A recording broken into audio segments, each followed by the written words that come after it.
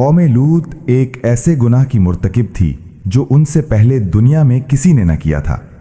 وہ مردوں کی طرف رغبت رکھتے، راستوں میں بدکاری کرتے اور اپنی مجلسوں میں بے حیائی کو عام کرتے تھے۔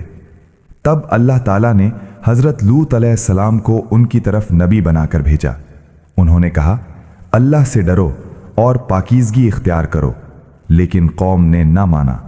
پھر ایک دن حضرت لوط علیہ السلام کے پاس مہمان آئے۔ قوم کو خبر ہوئی تو وہ بدنیتی کے ساتھ ان کے گھر کی طرف دوڑ پڑے۔ حضرت لوط نے انہیں روکا اور اللہ سے ڈرنے کی نصیحت کی، مگر وہ باز نہ آئے۔ تب حضرت لوط نے دعا کی، اے میرے رب، مجھے اور میرے گھر والوں کو ان کے اعمال سے نجات دے۔